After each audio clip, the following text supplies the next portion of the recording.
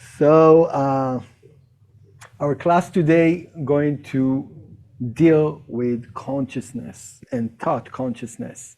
So what we're going to speak about today is really understanding, and maybe we need to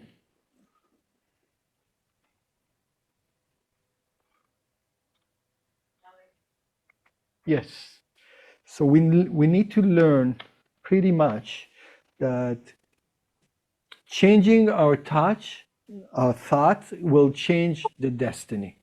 It means that the time we're trying to change other people, we're trying to change actions, we're trying to change external things, you know. So if someone feels depressed, you say, I'm going to go to Georgia, I'm going to have some good time, enjoy myself, take off, everything's going to change. But then you come back to the reality and say, oh, it's the same reality. True? Even though it was fun. It was fun. It makes you feel a bit better. Huh? No, I feel differently. For sure. For sure. This is the reason people are addicted to traveling, because it's giving the sensation that they're changing. But usually we carry ourselves in a baggage wherever we go. That's the truth. Nobody can argue with that. Yeah, it helps a little bit, get a fresh air, open up a little bit your mind. But eventually, if we really want to change our destiny, it's not like going on booking.com and ordering different places to go and to run away from our reality. It's actually changing the reality here in this box, this hardware program, hard drive. This is where we should concentrate. And when you change here, everything, all the reality started to change from the outside. So what people been telling us, scientists, that we have between 6,000 to 10,000 thoughts per day. Can you imagine how much processing, how much data, how much information is running inside our minds? Now they're telling us another thing, that 90% of our thoughts we thought yesterday. Okay? It means that we are running on a loop of thinking the same way, being in the same place. And therefore, because thought leads to action, thought leads to processes. So meaning that we're running on a certain loop, and these thought patterns are causing us in a way to be stagnant. You know, because the thought creates the reality. We're gonna learn all the mechanism around it today, and most importantly, we try to now work on that conscious thought level in order to change it. To see that if we tap into things from the seed level, because the thought is the seed, there is also a thing in Kabbalah called pre-thought. What is the pre-thought? It's like some kind of like this bubble that's coming out above of our head with the idea, bang! You know this from the cartoons? Suddenly you have an idea. This is like what we call a pre-thought. And sometimes this is how the creator communicates things to us. But at times we don't put too much attention to us because it sounds too wild, it sounds too out of the box, those pre-thought. So we don't carry on with them. We just keep them where they are and we continue with the loop. Oh, we're both thinking the same thoughts, or feeling sorry for myself, or what they did to me, all my past experience, all my past traumas, and we're repeating them, and we don't even noticing that we are on a loop, on an automatic pilot. We don't even notice. We're not present. We're either dwelling in the past or fantasizing about the future.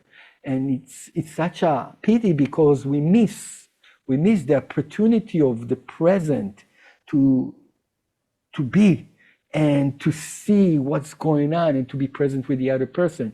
You were the other person, no, but the thoughts taking you to the worries of what you're thinking about, of what happened yesterday, of what this person told you yesterday.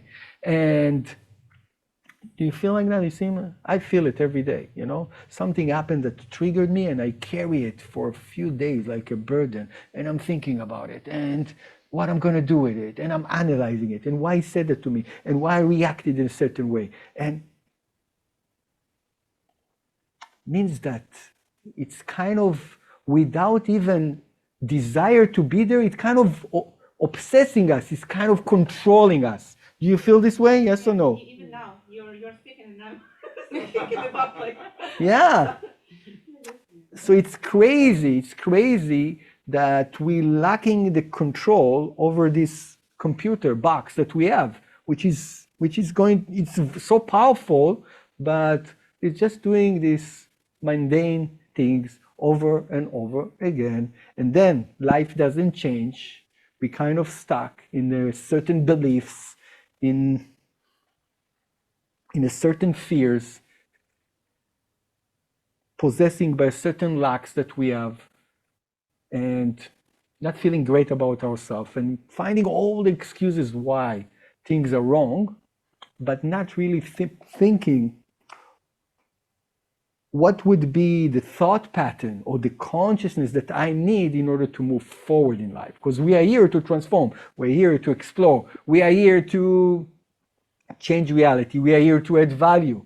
And if we are stuck on that loop, it's really impossible to contribute more and to express the gift that we have inside.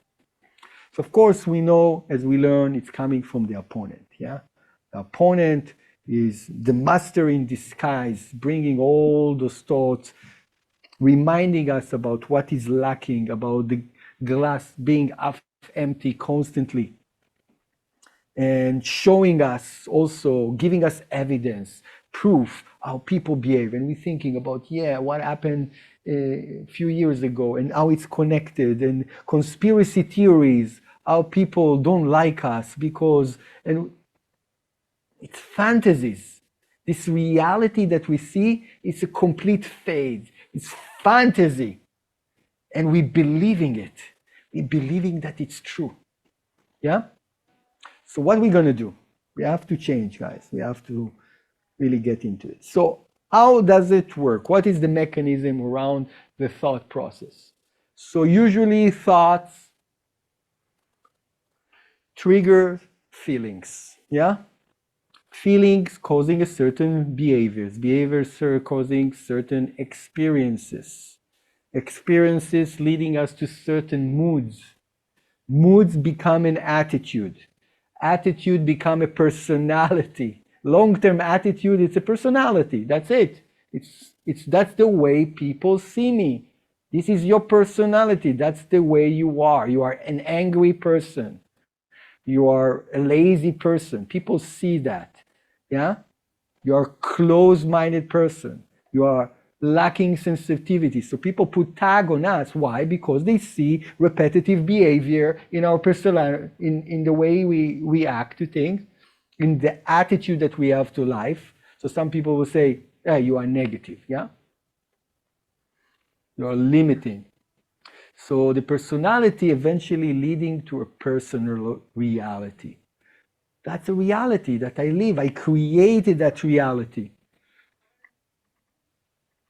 And this reality will trigger some more thoughts. So you understand the loop?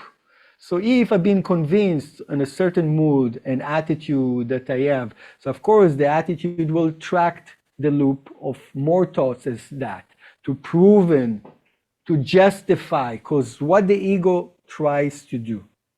Do you know what the ego tries to do? It tries to justify what I'm feeling, that it's right for me to feel this way, even if it's negative. Yes, he hurt me, and he's the bad person, and he said that to me.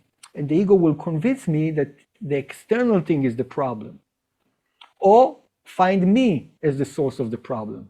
Oh, I'm not good enough. I'm not worthy. I'm not successful. My success will determine the value that I see. The way I value myself, it's only according to external validation, external rewards. Yeah? That's how we value ourselves. And if we value ourselves this way, so this kind of reality will lead to thoughts of the same thing. It means that how can we be successful if we find always the reasons why we are not successful, and what leading us to be betrayed, what leading us to be feeling unfulfilled. So it's either blaming the others or blaming myself. That's what the ego needs proofs. Proof why I am in the place I am. It doesn't accept that I am creating the reality. It doesn't accept that. The ego wants logical proof. So it will find it. It will find the reasons why I am where I am. Yeah? Because of my parents. Whatever beliefs that we have about life. So the question is how to get out of this loop. It's a vicious loop that we all live upon on one level or another. There are some even thought patterns that they are so engraved that we're not even aware of them. They are so automatic. Now, why they're automatic? Because they're producing chemicals that the body is already addicted to. It's like morphine. You know, so many neuroscientists say we are like we are the biggest pharmacy in the world. We're thinking about healthy food, organic food, just to prevent ourselves from different toxins. But we generate more toxin with our stress, with our feelings, more than anything outside that we put inside. Yeah, there was experiments that have been done with the rabbits, that they've been giving this very high cholesterol food, very high, very, very toxic food for them. And so, of course, they see very bad result giving that food. But they made another experiment giving the same food, but in the same time they were eating the food, the one that feeding them were puffing them and giving them love.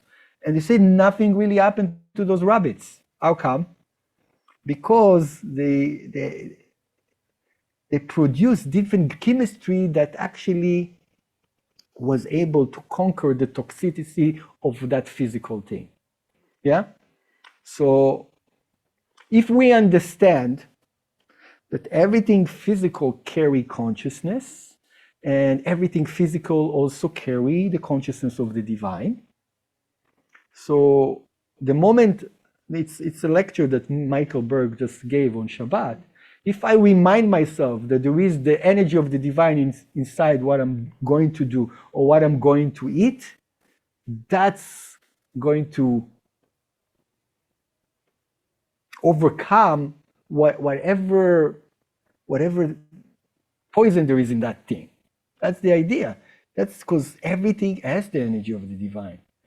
So as much as we're more aware of that, we're going to be able really to extract and to understand that everything carry God inside of it. Yeah? Now,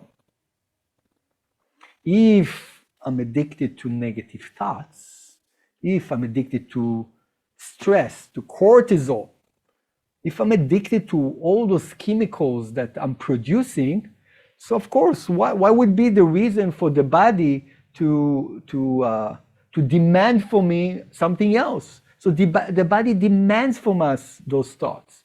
So it's very, very painful to get out of this loop. I've been trying for years. Yeah, we all in that loop, but it is possible. But it's required a tremendous effort, tremendous exercise, tremendous repetitive reminders towards it. It's not like something that can just be done once and say, oh, okay. On a daily basis, I have to understand that this is the war, the internal war of fighting like what the body demands from us. Same goes with food again. You know, when you used to eat sugar, do you think why are we addicted to sugar?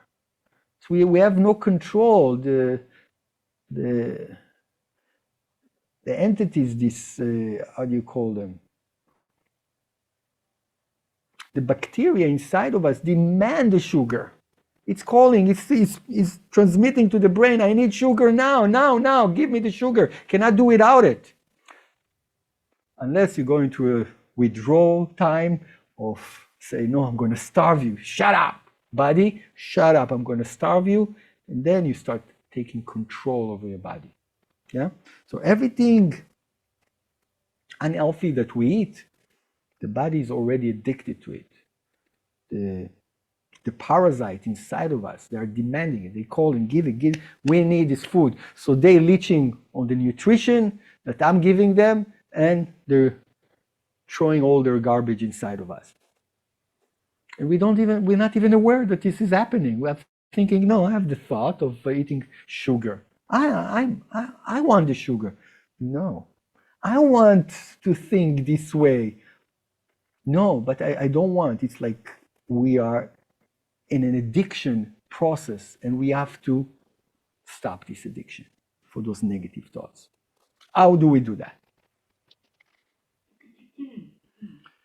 So, another way to look at it. So there is always going to be a trigger, okay? Trigger always happen. What's the trigger?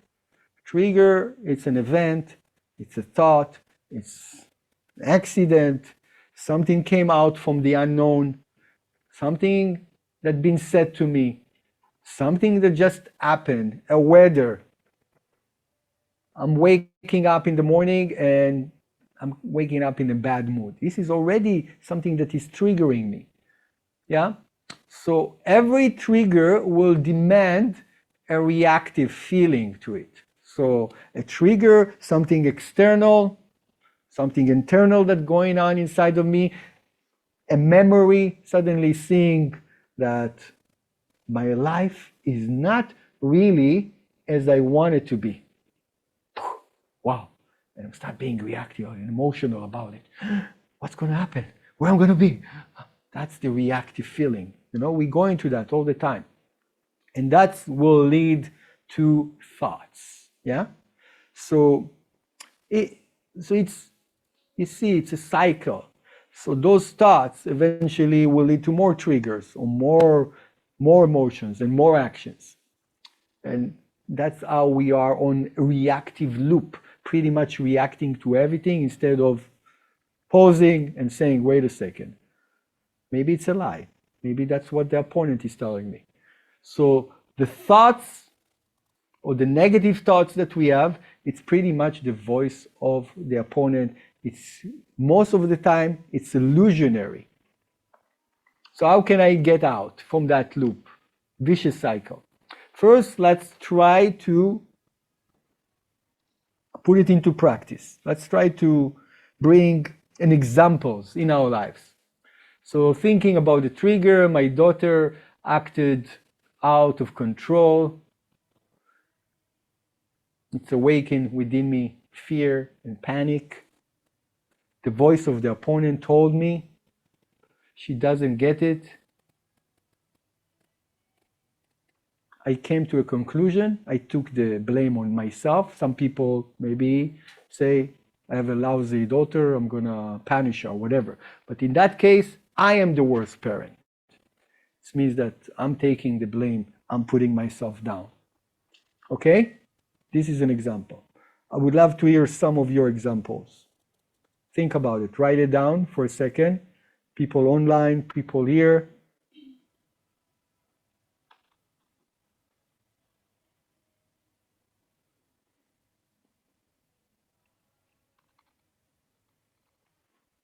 Trigger, something that triggered me. You can even take an example for today.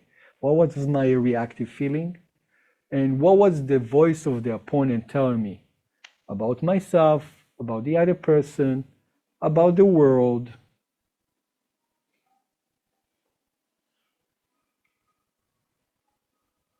And when you're ready, we can share some examples.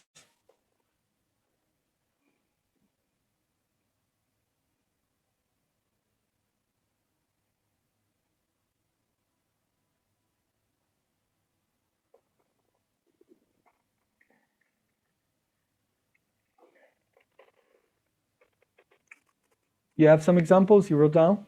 I'm thinking. Really? So easy. She's not so easy to trigger. No, there is no such a thing. We all get triggered constantly, all day long. Huh? I can share something. Yes. Recent. Take the mic. Okay, so I was returning from Georgia, and there are a few bottles of wine, or small ones, supposedly allowed to go through the that's not even customs, that's a security actually. And I successfully passed one. There was 2 legs on my trip, so I went from Georgia to Warsaw, and then I was supposed to fly to Toronto. So in Georgia and Tbilisi, and it's the same airline, so it was Polish people on the customs. They let me through. I mean, I conveyed. I said, okay, that's 100 millimeter. I'm allowed to go. Okay. Next time, the guy there in the Warsaw airport, looked at it and eventually said, I told him the same story. The store sold me it as something that can go through the security. Okay, so, and he look at me and saying, I don't believe you. Yes. Huh? No. No. Okay. Well, but that is it. He didn't say it's not according to the rules. He said, I don't believe you. That's triggered me. I'm at least trying to be truthful in anything. So I was totally out of myself. So got kind of angry and frustrated. And that's number 2, right? Maybe it's not fear, in a sense of panic. So what happened? And when I passed already passed the passport control, I started looking for my phone and couldn't find it. I just checked my pockets, checked everything, couldn't find it. Said, yeah, the phone nowadays, it's everything. So I said, okay, I have to go back. So I went through the passport control back to the beginning, got to this belt, talked to them. It wasn't there. Finally, I just realized it's in a different pocket, unusual pocket. But the thing is that I was so out of myself, I was so triggered that I just lost myself. That's it. Well, supposedly they put them to the garbage. I don't know what they are doing after their shift. I don't know what they do after the shift. But oh, they took them. Yes, they took them from me, and they put them into the what's supposed to be garbage. I don't know. I think it's a treasure box. Yes. Okay. So that's it. That's my story.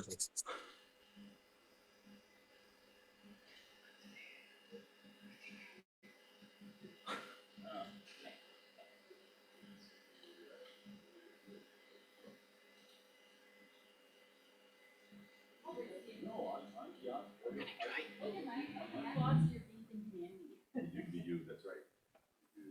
Have something to blame yourself. No, thing is, I cannot argue with him. I know that he has a high authority, and if I open my mouth, I can end up in the Polish jail or Good. lose my flight. All right.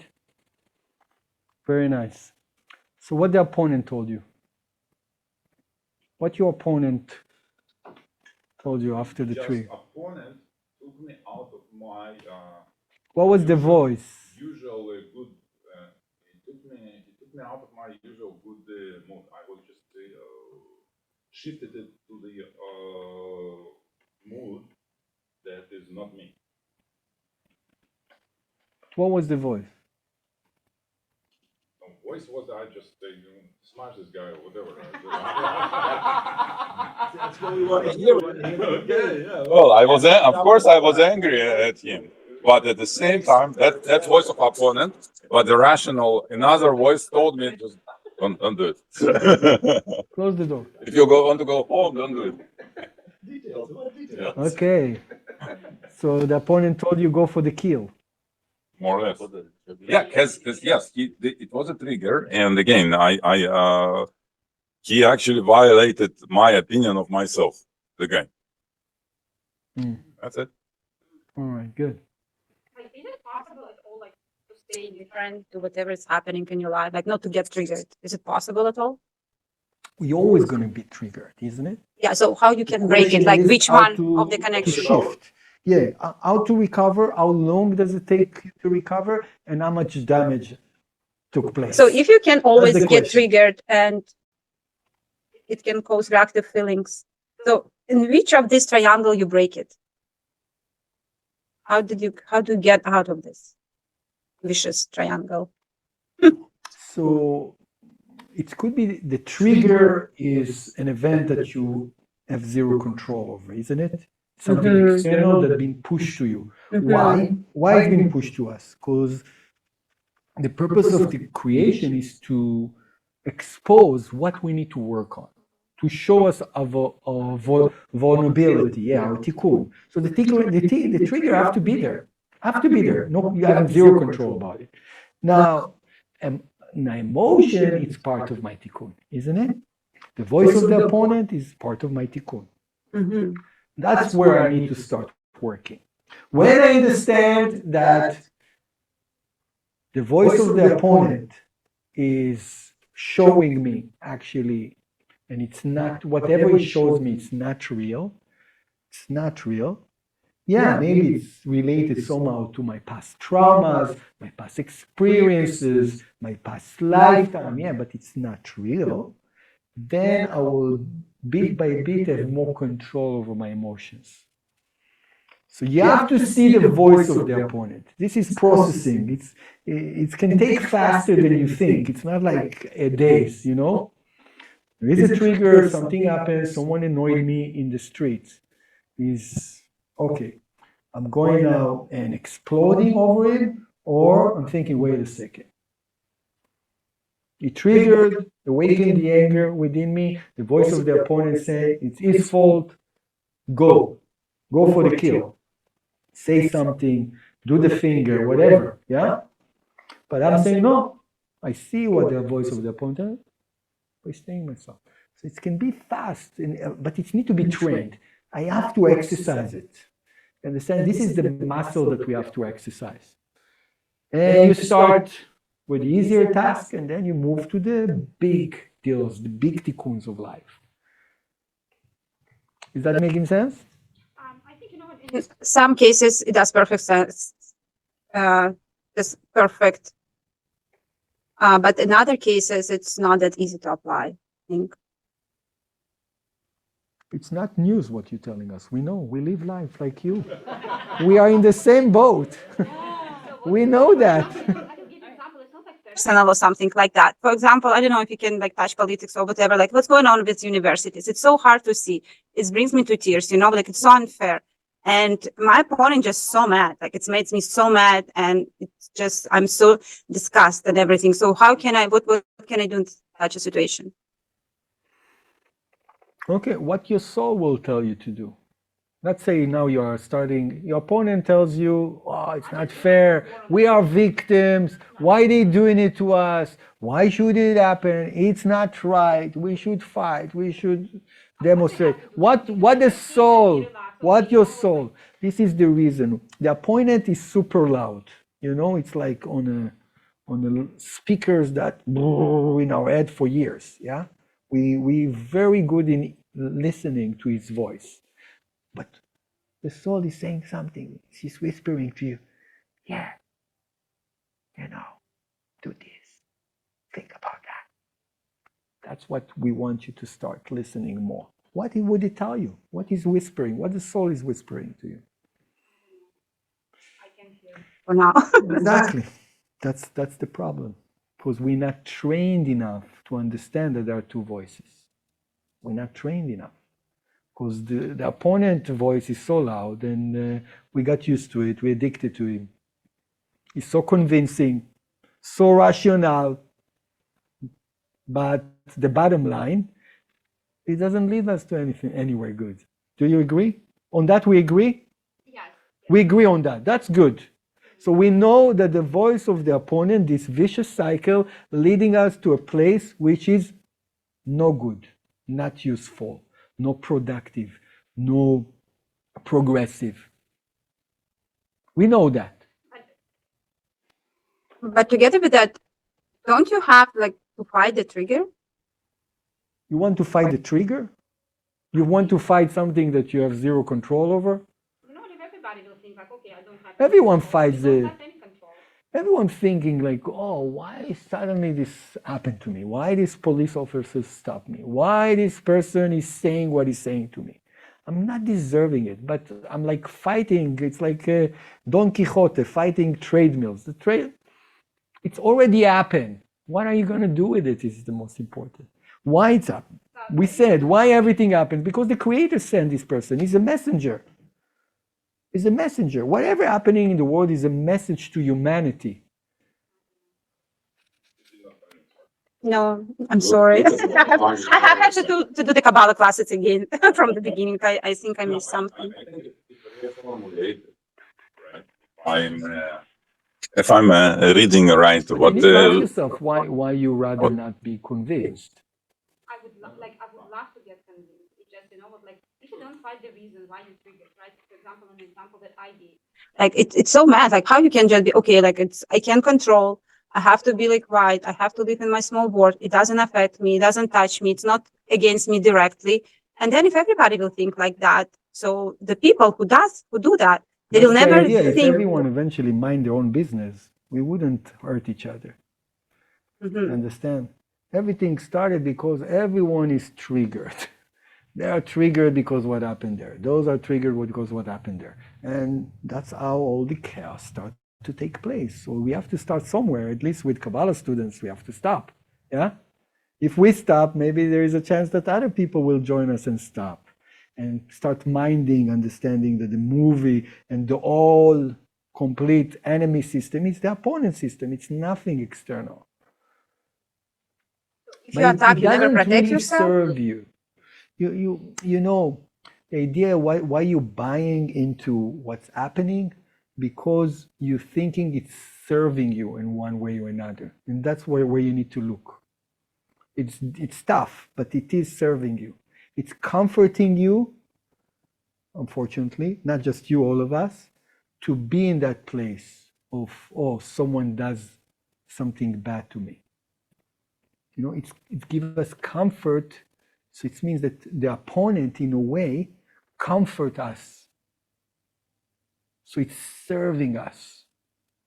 This thought pattern serving us. But what we don't know, that it's serving us in such a limited way that is not sustainable and it's not creating any positive continuity.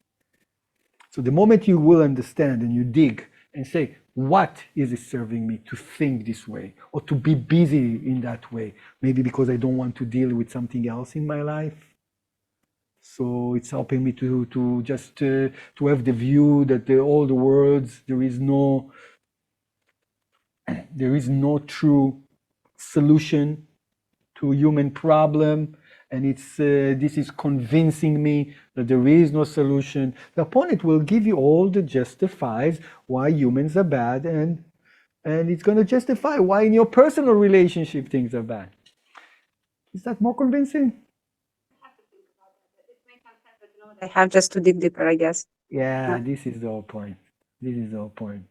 We need to ask why we are focusing on that. How does it serve us? How does it help us? How does it help me now to be possessed with what's happening in the news? That I have zero ability to impact it. Why? Why am I there? She thinks that she has an ability to impact it. If we all connect, maybe we do have an ability to impact it. So this is, I think, that she cannot stop. Yeah? I just have an energy. My energy has to get out of me somehow. I don't know how you can impact that. This is already a result of history. Yeah, but people who Are are protesting or like doing whatever, they do think that they can make a difference, that they can affect. Really? I think so. I don't see how it's very helpful. People are demonstrating here, people are demonstrating there, people are demonstrating in Israel, people are demonstrating in the name of democracy. And all I see is more bitterness, more judgment, more separation. I don't see how it's really helping. More argument. I'm with this flag, this one with this flag, I'm with this, I'm with this. I don't see how it's really making the change. But maybe you're right. Maybe it's making a change, but I don't see how. Making the change is changing the movie here, because this is the only movie that exists. You know, the reality that we see is not, we see, we don't create, we already creating the reality. It's not necessarily what we see is the true reality. Because do you really see all the spectrum of the evolution of humanity? Do you know all the details? You know, do you know that maybe in 10 years it's going to lead to world peace, all this process? Will you be relieved that if this process in 10 years is going to bring to world peace, would you be relieved? Of course, yeah. So many people die like for no Reason it's just very sad. At least But their it's the death first can be time. somehow justified, you know? Look at humanity. It's like we are like a killing machine. But think for a second, why we are killing machine? Because we are in the vicious cycle of reactive emotion, reactive behavior, listening to the opponent. So if you stop it, me stop it, they stop it, more people stop it, then we might have a chance. If everyone going to be angry, demonstrating, thinking that this is going to solve the problem, showing how much they're right and how much. Just what you're saying gives, I think, certain idea that, yeah, we need to concentrate on ourselves and the change coming from inside. And that is clear and understood. But, for example, this center is this example of opposite approach, right? So people need to go outside and do something to spread the right ideas. And from what I was listening to you now, you gave idea, well, it's better to just to stay in where we are and working on ourselves and not actually not do anything external. Listen, What you are doing is external I right would now. love you to be an ambassador for this idea. But unfortunately, you cannot be ambassador for this idea because within you, it's only an idea. When you start experiencing it and changing your life, changing your thoughts, changing your reality, then you say, whoa, I want to share this with everyone. But before you start exercising this, what we're trying to teach you guys, there is no way for you to really saying, okay, I should spread this idea. Yeah. First, you have to exercise it on yourself. See how you win your own opponent. See how you change your own reality. See how you change your focus. See how you change your mindset. See how you thinking more positively about yourself and others. Then say, wow, I feel better. Wait a second. I feel more relieved. I feel more focused. I think that I can contribute more now. People around me, they look at me and say, what's going on with you, Victoria? Look at you. You're shining. Well, what did you do? I didn't do anything. I was just thinking a bit different. Yeah, I just went for pro-Israeli run and I go to Zohar there.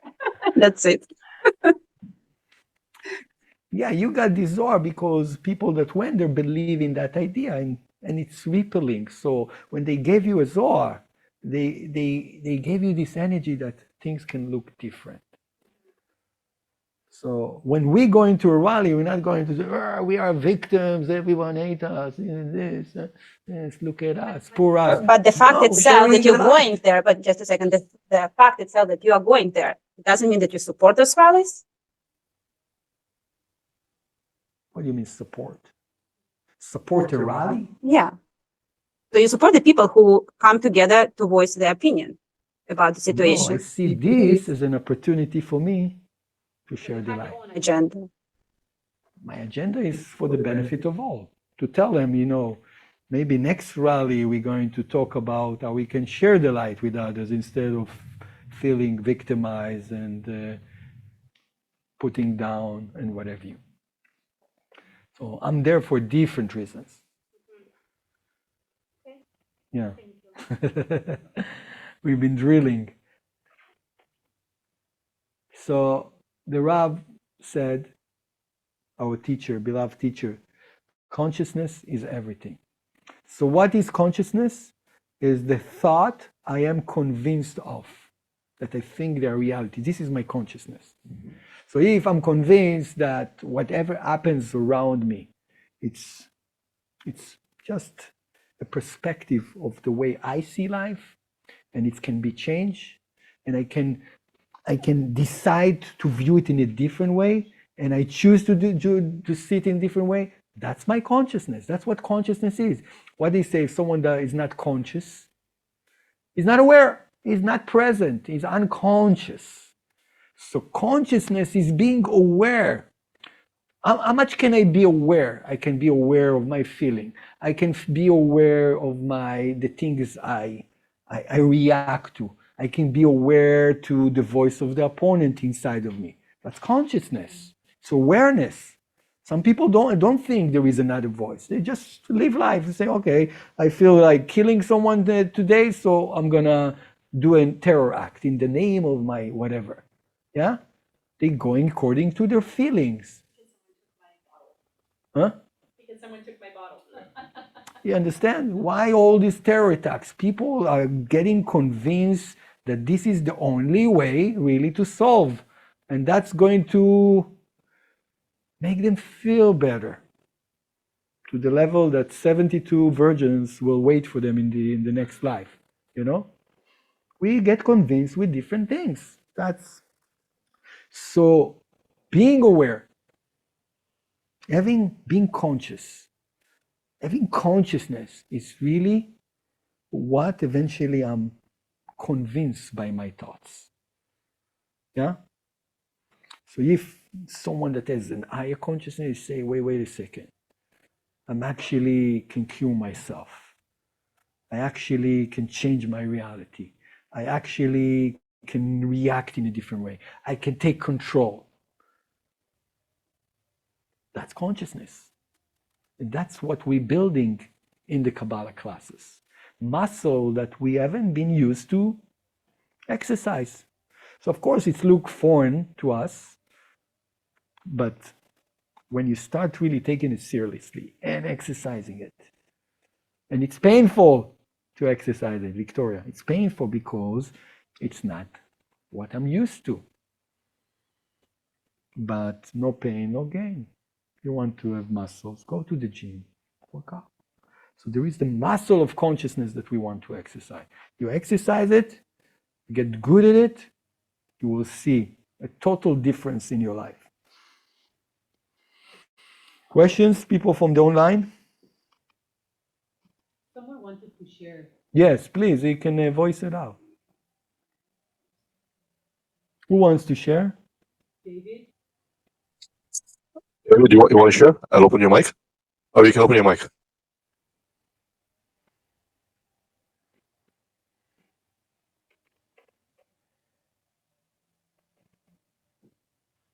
Hello? Yes, David, we can hear you. Yeah, well, this is sharing around the vicious cycle previously you were Please. talking about. Yeah. Last November it was, my sister had a heart attack, and it actually happened right in front of me, and we took her to hospital, and she had to have surgery to put stents in her heart.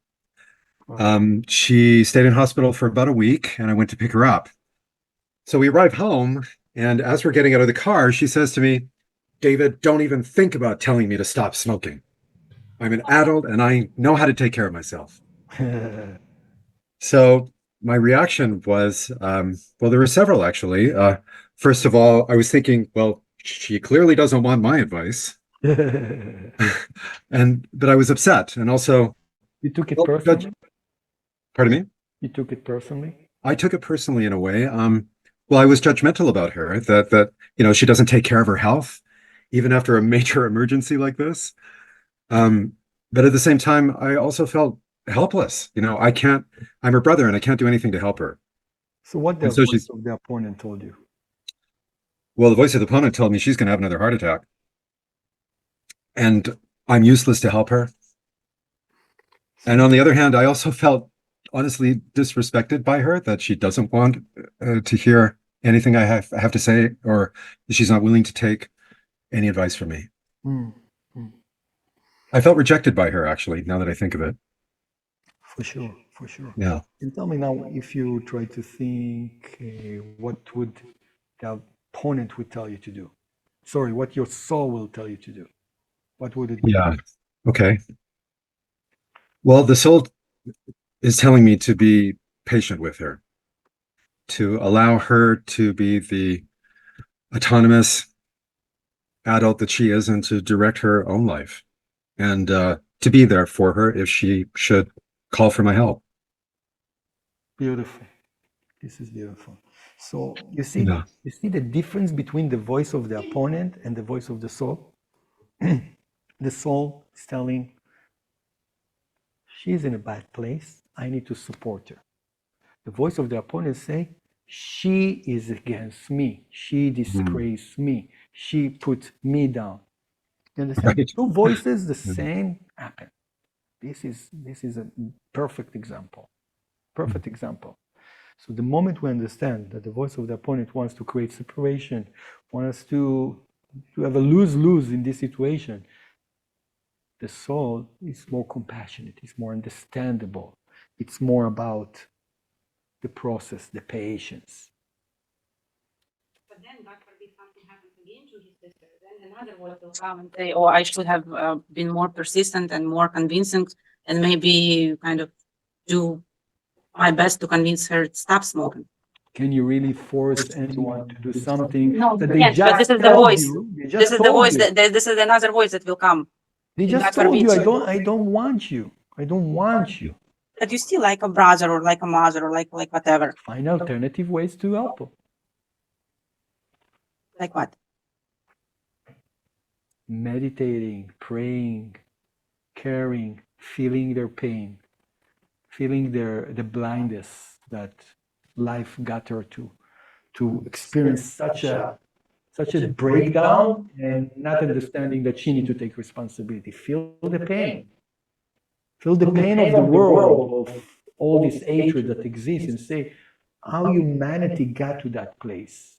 I feel I'm hurting. The pain, I'm not blaming anyone, but how we got to that, how we can change that. Ask those questions.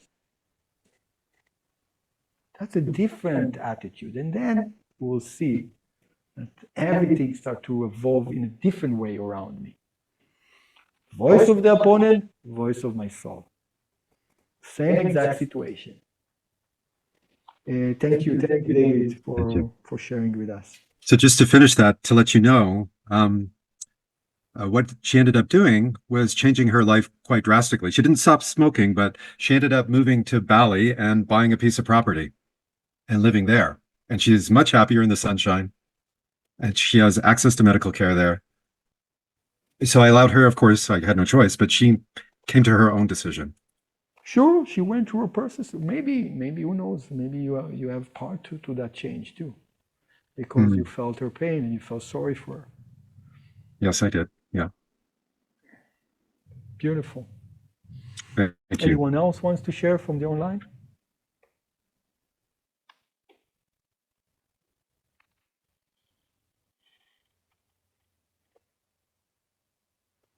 Okay. So consciousness is everything. That's creating the reality. That's creating the emotions. And if we are start controlling on that level, we have a chance to control the rest of the events that will happen later on. If it's emotions, if it's behaviors, if it's attitude, if it's personality. Okay? So consciousness is the thoughts that I believe.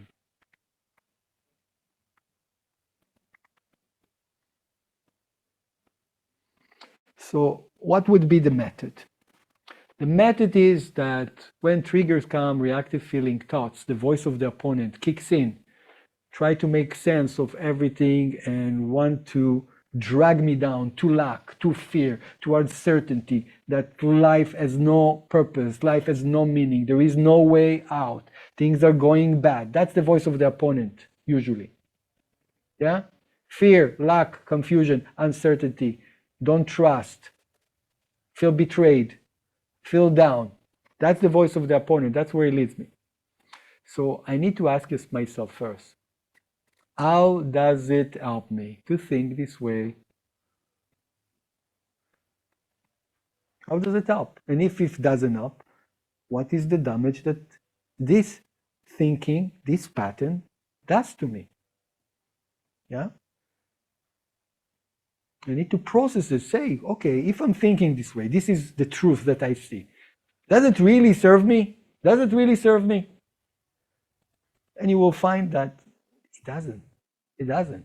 So what do you do? What a logical person does when he knows that things are not really serving him? What a logical man does? Yeah, stop it.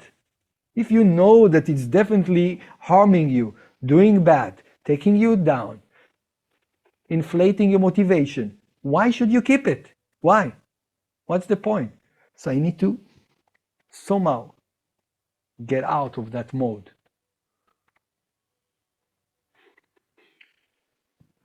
So when I see that the opponent loud voice, logical, convincing voice doesn't really serve me, then I'm raising the voice. Remember, what is my soul voice?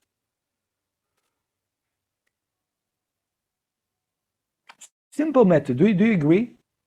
Yeah. It's not super complicated. Huh? The voice that you usually don't hear. You know why you don't hear it? So, Not just that. You already bought into the voice of the opponent. So you got your answer, you got your solution. He wrapped everything up for you.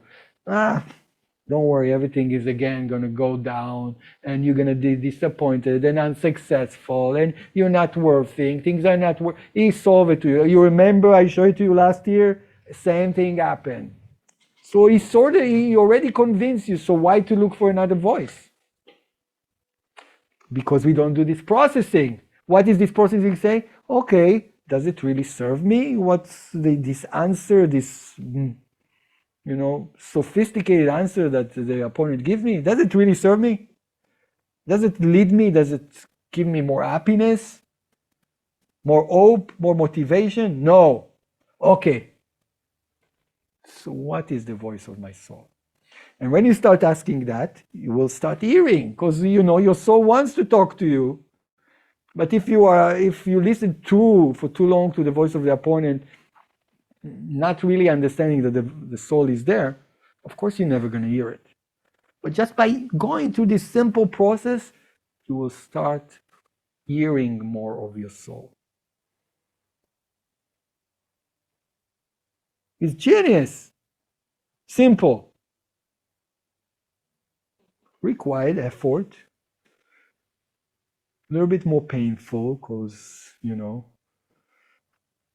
I need the chemistry of the stress that I'm so in love with. Oh, I need this stress. I love being reactive. It's so much fun. I love it. No one really loves it. Yeah. can be justified? Hmm? Does it mean that any trigger can be justified? For example, if you're going from the opposite on the third thought, and you somehow listen to your voice of your soul and you feel good, and then it's changed your feelings, and then it's changed the trigger, so trigger is not that bad anymore. It means it's justified. The trigger will return till you master that this trigger doesn't really hurt you anymore. And then it If- disappears? Yeah, then you will move to a different trigger. Don't worry, it doesn't end. It doesn't end. You just move. So I have to move to another trigger, like I used to this one. If you want to be stuck in life, don't move. Stay there. No, I'm just kidding. But that's the fun of life. You finish with one task, you have your next task. Why not? But you know that you're growing. You feel stronger. You're lifting some weights in the gym. Now you move to bigger weights because it's became too easy. Life is about constantly climbing. It's not about being stagnant. So no, the triggers never change. The change is how I respond, how I analyze, how I digest what just happened.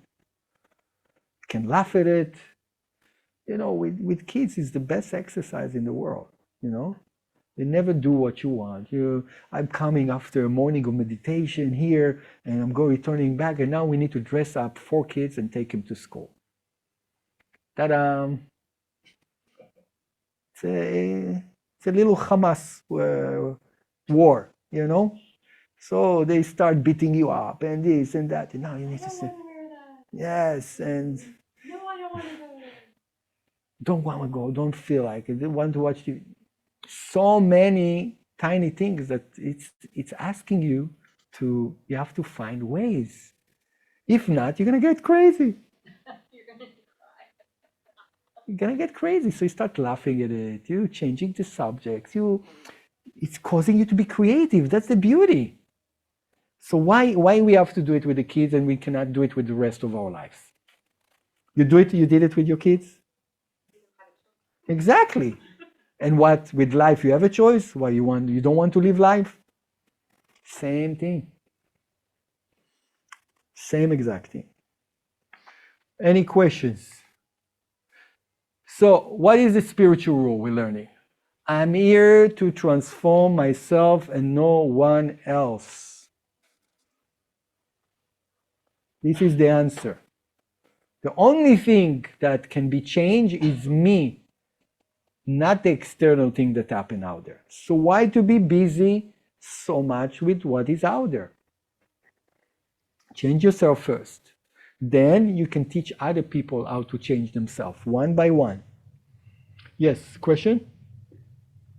From online, Vahe is asking, so can we say listening to the soul is finding inner peace and inner wisdom, and it will manifest in our life, in our day-to-day life? The soul, the voice of the soul will show me the gift behind this terrible thing that just happened.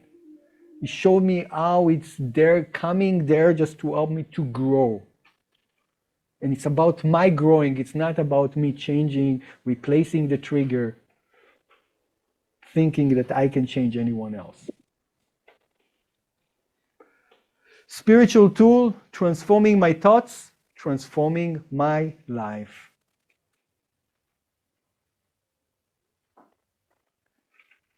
Guys, let's do a Boy Scout, how do you say?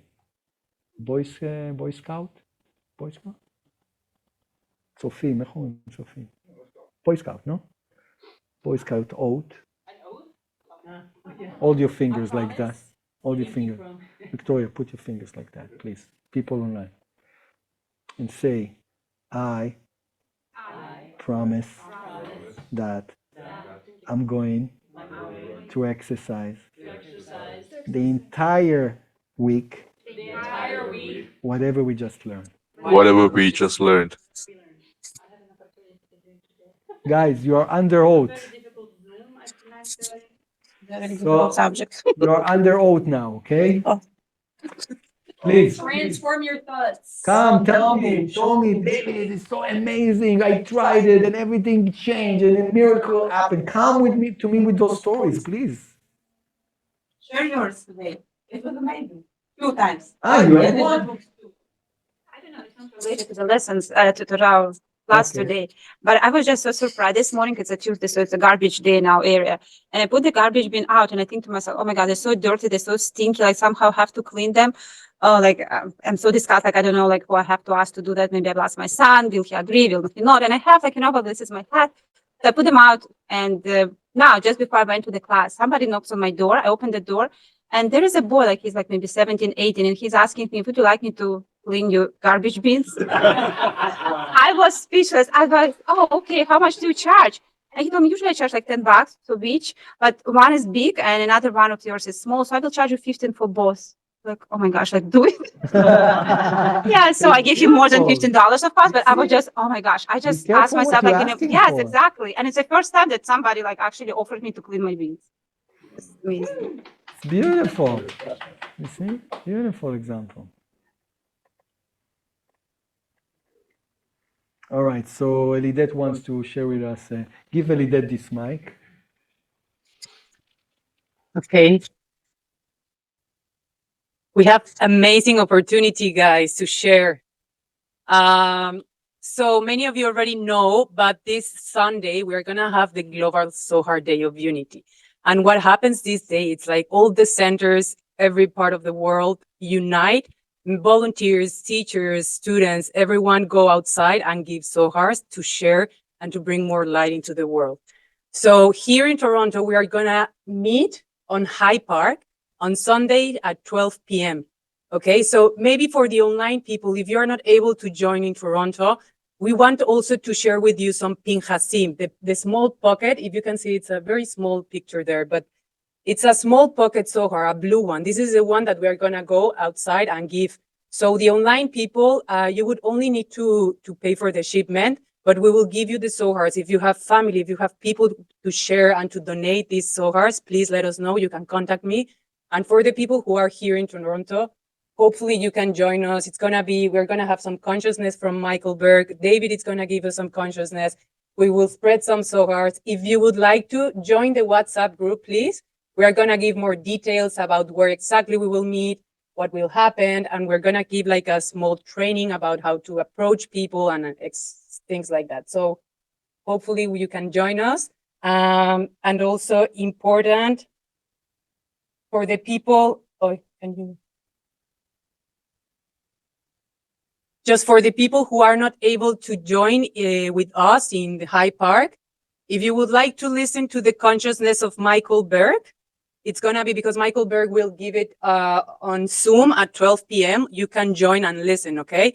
We will, in High Park, we will listen to it together with David's consciousness. So this is also, you can find it on kabbalah.com too, but this is also for the people who are not able to join, but we'll do it maybe in your houses or everything. Listen to the consciousness. It's gonna be very beautiful. And the other great opportunity, it's also, why is that? So there is a great also opportunity to share. There's many people who listen and to hear about Kabbalah, but they hesitate of maybe this is not for me, I don't know. So I know we have spoken about maybe you still have many muscles to work, but I'm sure that you all have experienced things like Victoria or things that like, it's really so important, and this experience can change our life, can bring some transformation. So if you would like to inspire people, if you would like to share so more people can join the center, you would like to share your testimonials, it's very easy. You can just share, you can QR this code. I can also send you the link.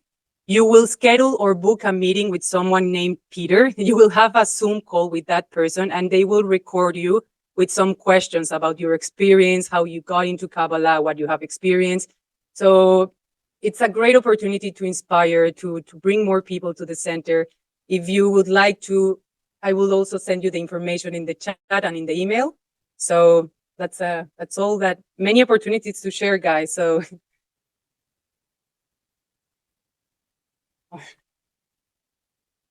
so for Kabbalah 2, we are not gonna have it in person here at the center, but you are very welcome. We really encourage you to take it. There is an on-demand course on kabbalah.com. I will also send you the link. If you have one house membership, it's completely for free. And it's also, if not, it's pay what you can. So it's kabbalah.com, it's Kabbalah 2. It's also 10 weeks, like 10 sessions, but it's already recorded. So you can listen to it at any time you want. Okay, so maybe we will have also in the future many events and classes here at the center.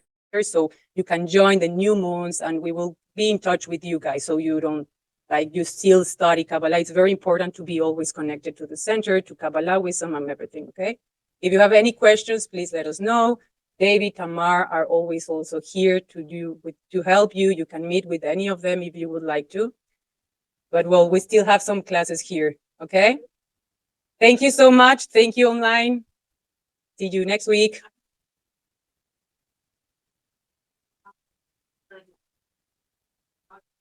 Yes, we are gonna have a Zoom call. It's gonna be on Thursday. We will confirm the time of the Zoom call, but we will also record it in case you are not able to join, just if you can listen to it maybe on Friday or whatever. Also, if you have questions, we can talk about it on High Park already when we meet.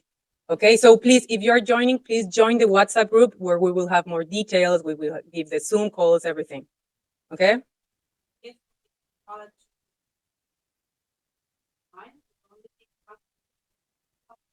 No, but we will have new moons. We have more.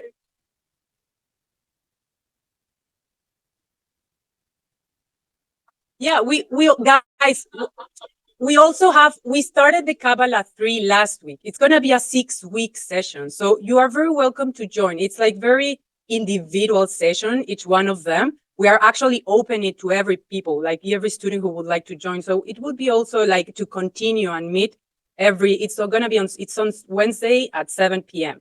So for example, actually tomorrow we have days of connection. We're going to talk about the windows in time, which are like the holidays, each holiday brings something very special. So many days like that. And so David is going to teach about it next week. I don't even remember, but we are going to talk about reincarnation. So you are very welcome to join that course too. I'm going to send you the link and everything. It's the same 6 weeks. The price is the same as you did for Kabbalah 1.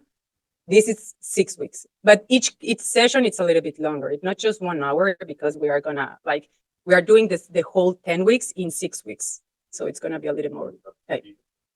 Huh? Later, first.